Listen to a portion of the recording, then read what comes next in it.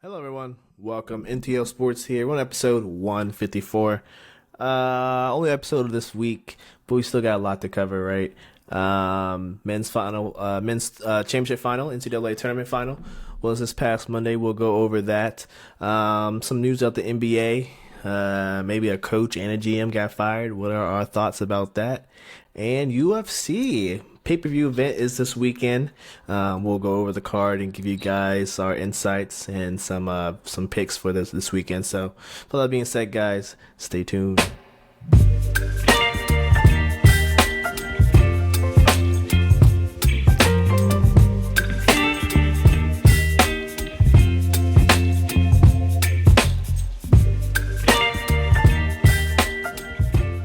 Back.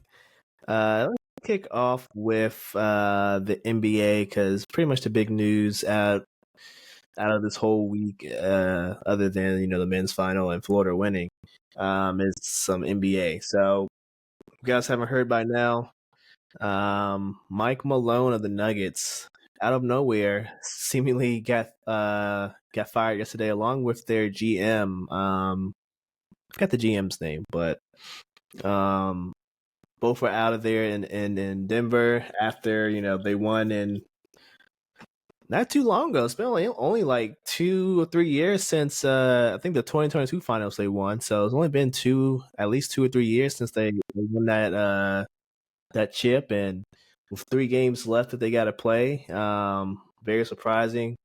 Maybe not for the GM if you want to move on for the GM and get a new front office, but to let Mike Malone go with 3 games left, they could have been anywhere from the fourth seed to in the play-in.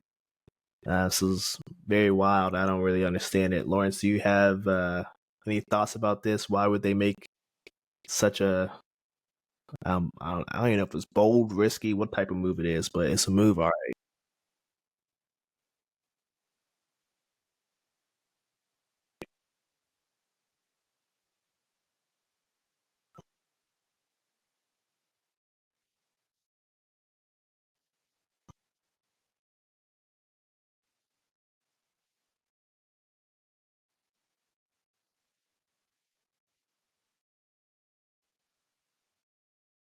Mm,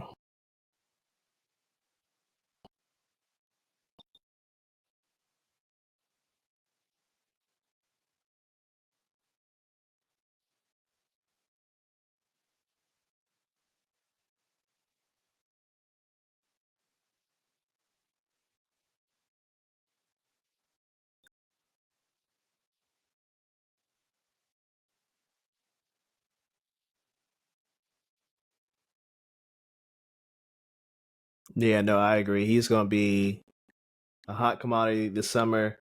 Um, and honestly, it's not his fault that the Nuggets are doing bad. I mean, Jamal Murray's been in and out the lineup all year. This is typical Jamal Murray. They lost Aaron Gordon for a good stretch of this year as well, when he was dealing with some injuries. I mean, their only Iron Man is Jokic and seemingly Michael Porter Jr., who had an injury ridden, first couple of years, and then he finally got right. But I mean, this is weird move. Like I said, the GM. If you want to move on for the GM, it makes sense because he's not making any moves right now. Um, I guess if you want to, oh, go ahead.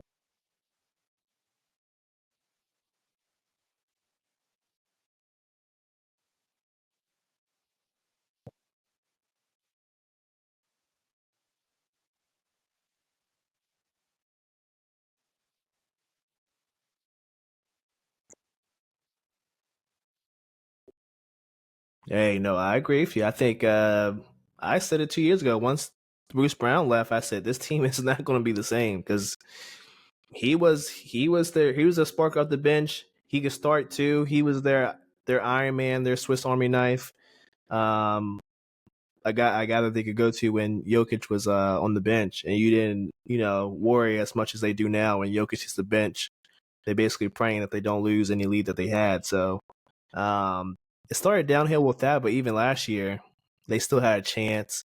But then yeah, once you get rid of KCP and then you start asking these these young guys, these second round picks, Christian Braun, who's not bad, but Peyton Watson, and then some of these other guys. It's like, bro, these are guys, but they're not the guys that you need to put around Jokic. Like you need to do better. But the Nuggets, they're cheap. I don't think they pay luxury tax. They don't want to be in the luxury tax. So all this signals to me is a soft rebuild coming this offseason. What do you think? Do you think Jokic wants to ask out, or do you think they'll just retool and ship off everyone else but him?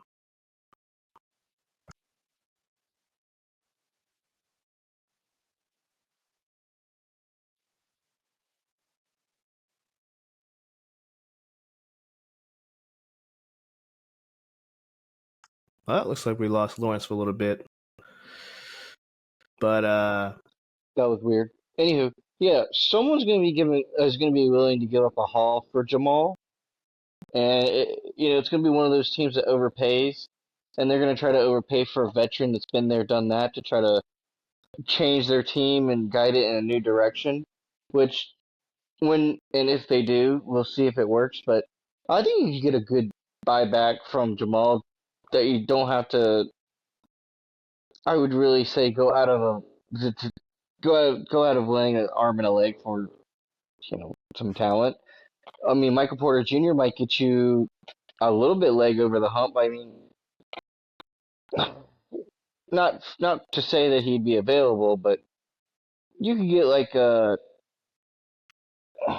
we'll just say you go look around the league, like the Pelicans, for example. They're probably looking to move off Zion, but if you had a Zion Lukic combo, that's kind of really really deadly. Uh, and yeah, you no, could probably I agree. do it with Michael Porter Jr. Uh, a few picks and a glue guy. Because I mean, honestly, the Pelicans are probably wishing maximum value out of that position. Yeah, I think you hit it on the money. I think two of the four big guys in Denver are probably leaving. My guesses are Jamal Murray and Aaron Gordon. I don't think they try to move Michael Porter Jr. at the deadline. I don't think any team's really interested, because of his contract and I guess seemingly the value for the contract and his play. Mm-hmm. So he's probably a guy that I think stays, but he definitely could get shipped off. I think Aaron Gordon, he just honestly, he never really fit to me. Honestly, he's not a consistent 3-point shooter. Doesn't really space the floor. Yeah, he's the get it out the mud guy. He does all the dirty work, but it's just not a good fit with Jokic. If you know what I mean, like he needs a guy who can, you know, not only be available but can space the floor. Because if he's not working in the paint, the four guy needs to be outside, being able to hit a open three. So I definitely see him going. And Jamal Murray, like they really don't need a point guard. Jokic is the de facto point guard. So honestly, they could probably run it back with Russ and then just get like I don't know, a cheaper Jamal Murray, someone who can maybe give you a little bit less production, but is more available and plays better defense than Jamal. So those are two guys I see that are probably on their way out. But who knows? Who knows what Asking the for Nuggets are going to do? a Tobias Harris type of player. I got you, but like a good Tobias Harris. What you thought you were gonna get when you brought him to the 76ers back in the day. I got you. I feel it. Yeah, I understand. yeah, just like Tobias, Jamal Murray only really plays well against one team. So, and that's the Lakers. Any other team, he's kind of average. But, um, yeah, those two are gone. We'll see who they get for the next head coach. But yeah, soft rebuild is in their future. That's pretty much all the NBA news I wanted to go over. The play-in is next week, so we'll go over the play-in next week. I think the final regular season games wrap up on Sunday, so we got some more NBA to talk about, but it won't be until next week. I do want to talk about you. You witnessed the debacle last night, the Timberwolves versus the Oh Bucks. yeah. That the was pretty Bucks, bad. you still do not have Dame Lillard, but somehow went on like a was it like 38 to 3 run or something to come Mm-hmm. back and beat the Timberwolves last night. Yeah, overall it was a 40-13 quarter. But Damn. I they had a run going all beginning of the fourth where they looked like they couldn't miss, they couldn't do anything wrong. And then Gobert blocked no, sorry. Bobby Portis, who I thought was suspended, First blocked a game back. shot. Blocked a shot of Nas Reed. No, yeah, no. Yeah, no, sorry. He blocked Gobert's shot, and then it seemed like after that, I think Nas Reed took two back-to-back threes, missed both threes, and it just seemed like any person who shot the ball was just off the mark. The rim literally put a cap on itself. It was not letting another ball in. Yeah, I mean, I didn't watch the game. I was too busy watching the Lakers debacle after Luka got ejected for that Well, ridiculous technical foul. I had Minnesota money line, and mind you, I kind of already thought it was going to end because I also had OKC spread, but then it seemed like both things happened at the same time. The Lakers collapsed, OKC spread pushed out, and I was like, oh, it's money. And I was watching it because it was on TV because on the NBA League Pass or no, sorry, Yep. NBA TV, and I was like, oh, they're it's money. I got it.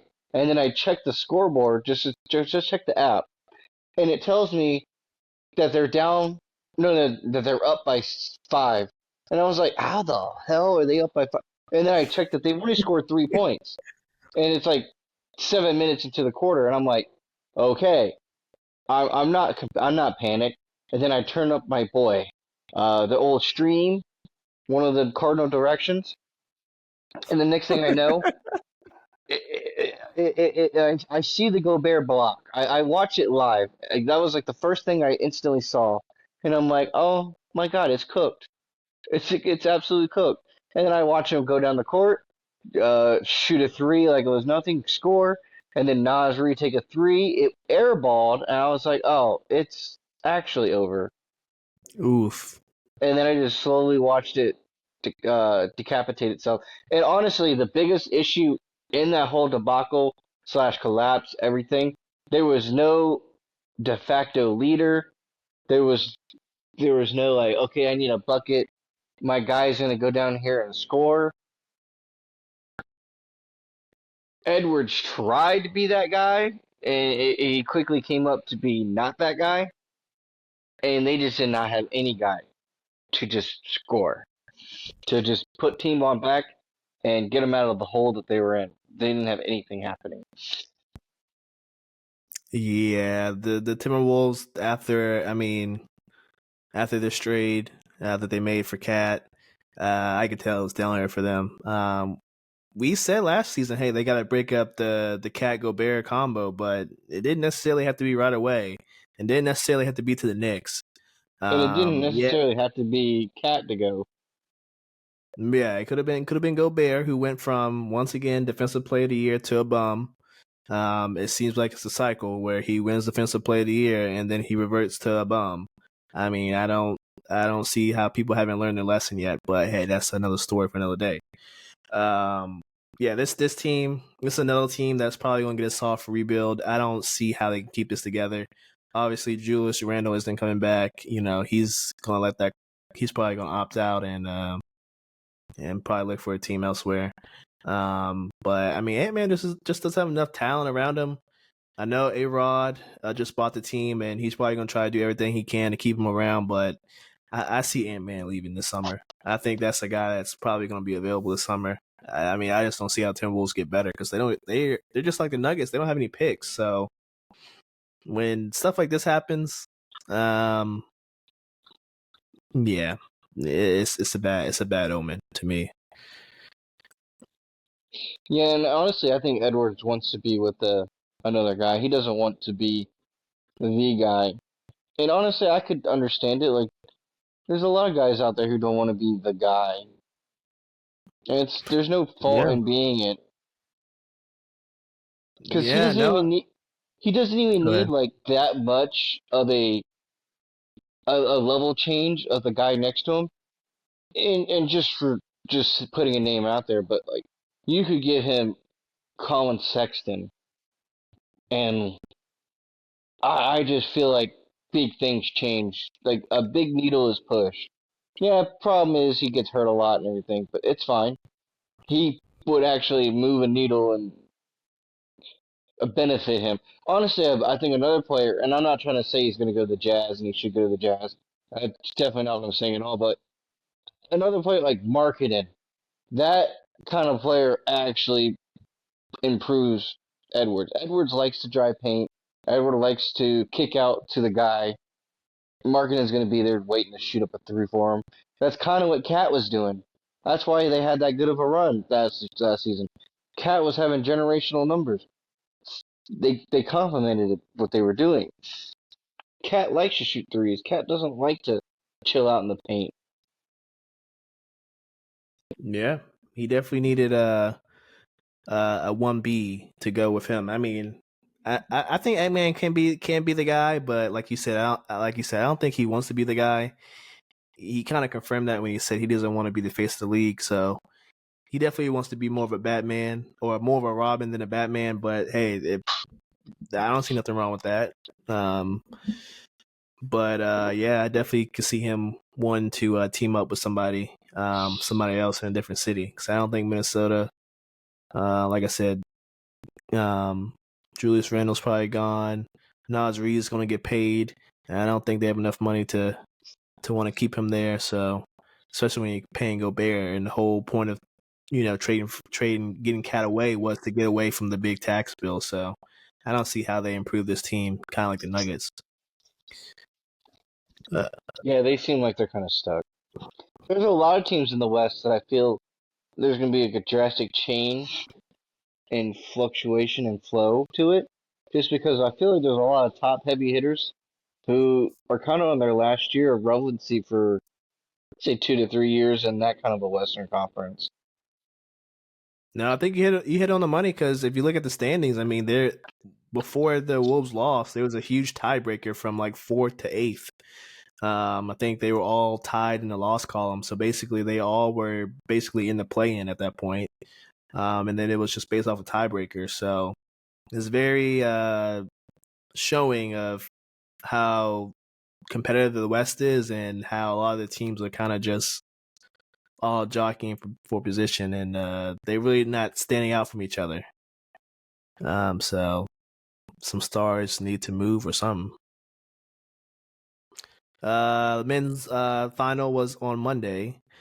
The Florida Gators, one of my bracket winners, won this game off some late game heroics by Clayton Jr., who didn't have a good first half, but in clutch time he showed out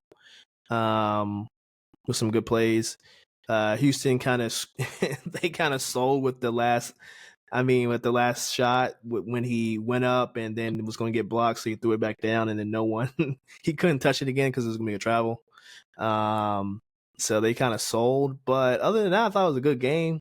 Shout out to Florida. What do you think about the game, Lawrence? Any thoughts about the game? Well, Houston, you can call that play, but there was others as well. They ended the game with four straight turnovers. So Yeah, yeah, the last one was actually the worst one, but there were still three turnovers before that. And yeah, I think the one where I he think dribbled off his foot. yeah, Sharp had to do with two of those. The dribbling off the foot or dribbling off his knee and the late game blunder where he went up, he didn't have anything, slammed it back down.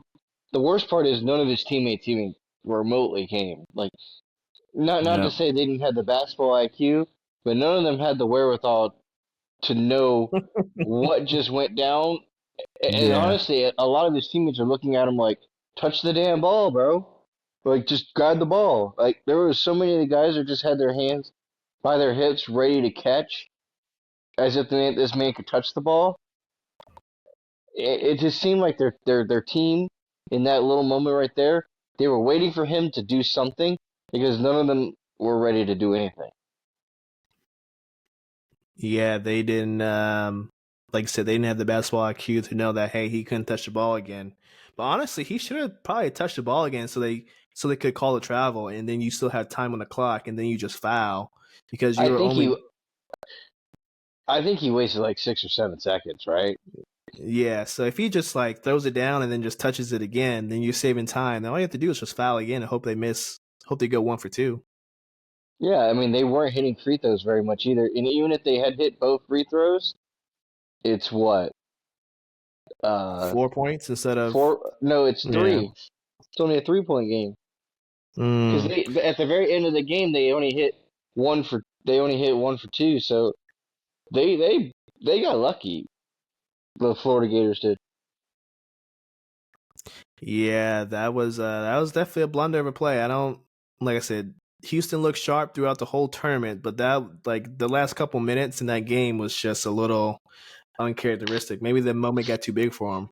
What do you think? Yeah, they got too big for their britches. I'm sure I've seen that. I could also Yeah. you could chop it up to that. Just like the So Lakers sometimes they have leads and kind of what we see they on the blow TV them. now, they blow them. Yep. Yep. It's That's very just very evident. what they're masterful at. Um. So Gators win. Unfortunately, I didn't win any money in any of my bracket groups. Got pretty close though. Got ninth place in our group.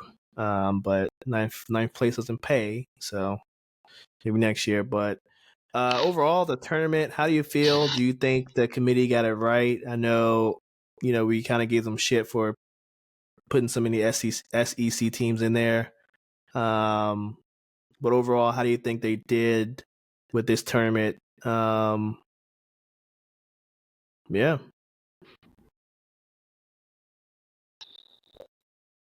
Well, what I will say is they did let too many SEC teams in. Yes, I think overall they got the big boys right. They knew who the best teams in the country were, and they proved themselves throughout the tournament that they were the best. yep. But I still kind of feel like I need to harp on the fact that there were so many SEC teams in there, and like literally the only one that didn't get a bid were the two teams that were just so far bad it wasn't even funny. And Yeah, then no, honestly, a lot of them just they didn't bring any firepower to their games. They didn't go, oh yeah, nothing. Only Arkansas, which maybe we gave Arkansas too much shit for them not for them being bad, and they obviously weren't. But personally, I feel like we they need to give mid majors a little bit more love, especially with the new NIL way things are done. It just it didn't seem very good.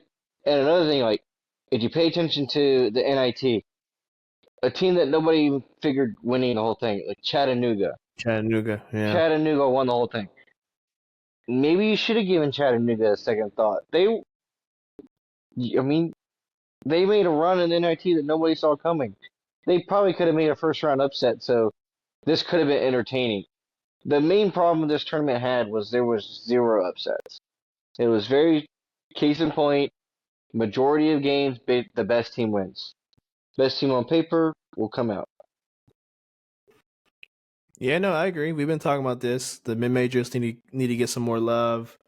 Um, I think some of these mid majors will put up a good fight against some of these low hanging SEC teams, even some of the Big Ten and Big East schools. I think some of these mid major teams like a Mason or I would say Dayton, but Dayton didn't look too good in their NIT game. So Mason and some of these other schools, like they will really put up a good fight. Um, and it just makes it more interesting. Yeah, I get it on paper. The Power Five or Power Four, whatever we're calling it right now, it's always gonna on paper look better. But all we want to see is some good, entertaining games, like you said. If it's always like the example in this tournament, if it's always gonna be the bigger seed winning, except for like 2 or 3 cases, then you're not really adding that excitement factor that all the people want to see. So I think it's something they got to take into account, and also these mid majors they gotta tweak their schedule so they can get some more, I guess, reputable wins. I guess it's the thing to say, like the quad system. Like, just get a couple more of those type of games on your schedule, just so that the committee can't ignore you, aka Mason. So we'll Yeah, see what happens next year. I think Mason's main problem is and I think this is going to see this a lot of NIL usage teams, is they just are going to restart every year fresh with a new set of guys, and they can be seniors and all that, but they have no chemistry to start the Yeah, season. So you kind of see a tale of two teams, and at the point in the season when your team's not all together, not put together, and you don't know what each other are, you start losing the games that you put on your schedule to look better. So it also hurts you in that regard as well. yeah, you're right. Speaking of Mason news, we have another one of our guys hitting the portal. I shared this with you the other day. Emma Um, Juru. yeah, our big fella who was, I'm guessing, he was probably going to be our starting center if Skin didn't find someone to kind of replace What? Big Haynes if Big Haynes decided to go elsewhere. Um, yeah, he's in the transfer portal. Was I surprised? Yeah. Am I disappointed? No, because we gone over this a lot. He was Great tall for no kid, damn reason. great kid. He played well in spurts. The Twin Towers look in the beginning. Hey, it worked for a couple games, but it just turned out that you know Zach Anderson and Big Boy Haynes was just a better combo, and he was mainly relegated to give Big Haynes some rest. So Some breather time. some breather time. Yeah. I mean, that's all he was forced, and like, I get it. Like, he only played at Siena and us, but honestly, I don't know what he thinks he's gonna go out there. Like, he's gonna be playing at the same level, I would say, like in terms of like status, like a mid major, Yeah. as he is at Mason. And I think we got a lot of love that A10 did, especially in the NIT and the was it college basketball crowd. Yep. So obviously our conference isn't pooey. So I don't know where Homeboy thinks he wants to go, but I think he might have been a casualty of he knows Skin is going to bring in another big guy, and it's probably going to fill the place that he thought he was going to take. And Yep. he doesn't want to be there for that. Yeah. The writing was on the wall. Especially when they decided to remember in the last game they put out the freshman. I forgot the kid's name, but they put out the freshman Civic? before they put him back in. I mean, that Yeah, was pretty much Civic. writing on the wall. Yeah. So I'm fine if if the freshman next year, sophomore Civic, or I don't know how to pronounce the kid's name, but if he starts and the Adebayo kid is at the 4, I wouldn't mind that. But yeah, I think Skin still got to get a big man. Yeah, just for the presence as well. I think. No, I think you're right.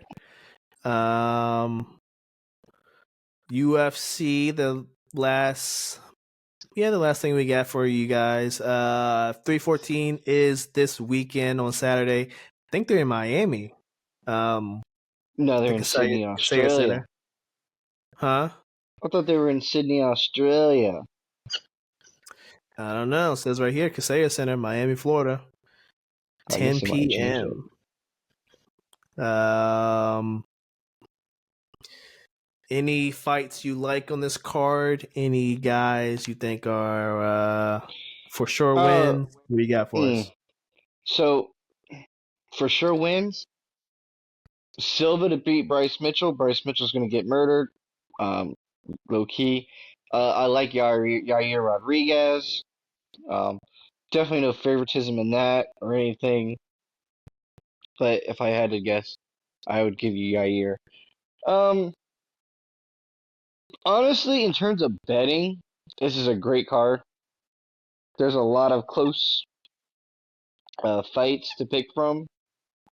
It's hard to give like locks or anything.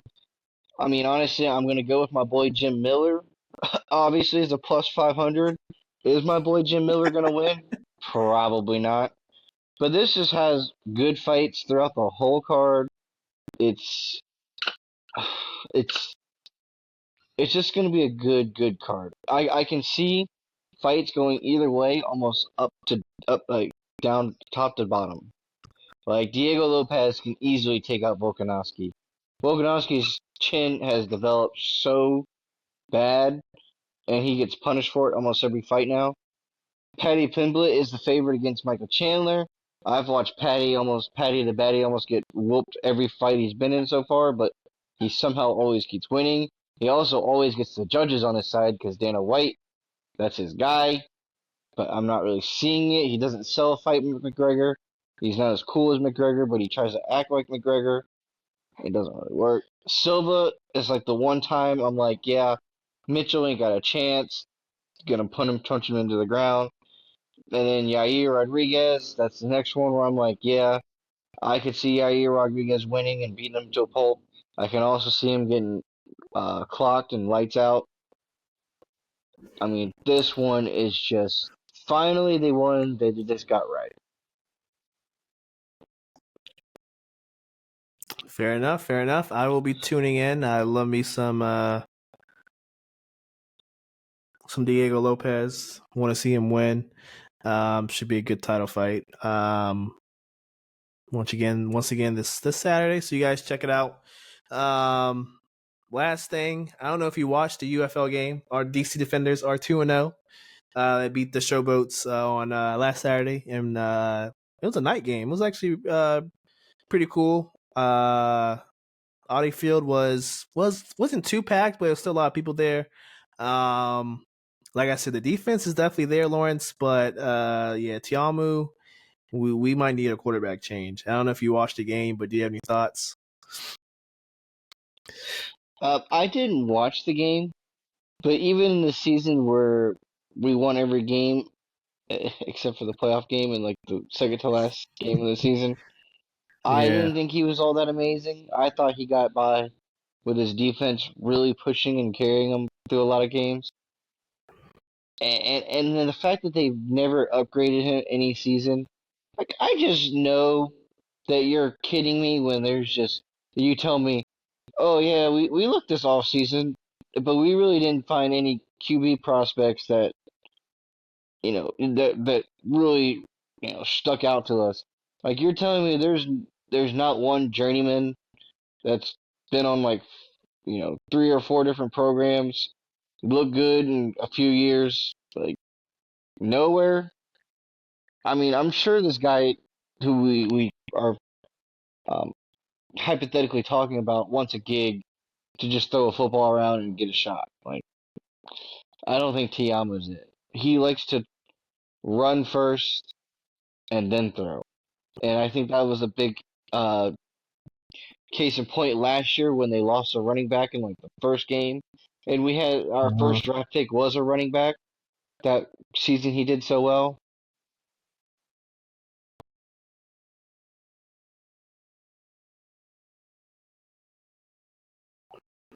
Just a lot Yeah, of yeah, I variables. think yeah, Tiamo, I mean, he was just missing so many wide open throws. Like number 12 was open so many times and he's just missing them like left and right. And then he finally connected on one. It was still kind of short, but number 12, I forget the guy's name, but he still managed to catch it and almost broke it for a touchdown, but they got it to the goal line and they eventually scored with the running back, but yeah, he's definitely not it. He's gotten better with the pocket presence though, but I think now instead of running, he's just holding on to the ball too long because he got sacked a couple times where he's trying to hold on to the ball for like 8 seconds. It's like, bro, just get rid of it. Like 1, 2, 3, scan the field. If it's not there, just throw it in the dirt, bro.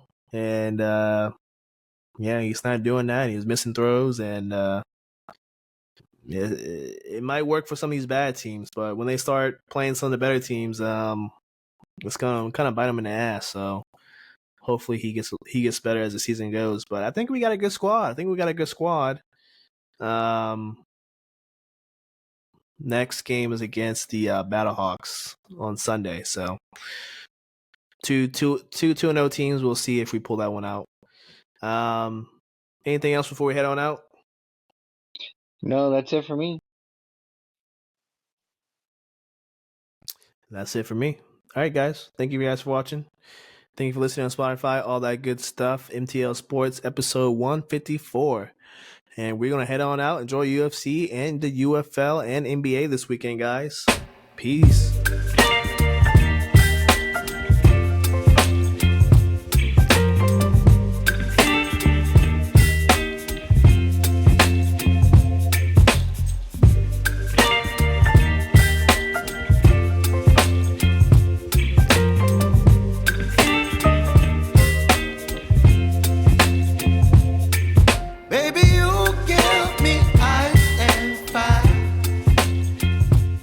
Giving me wind and rain.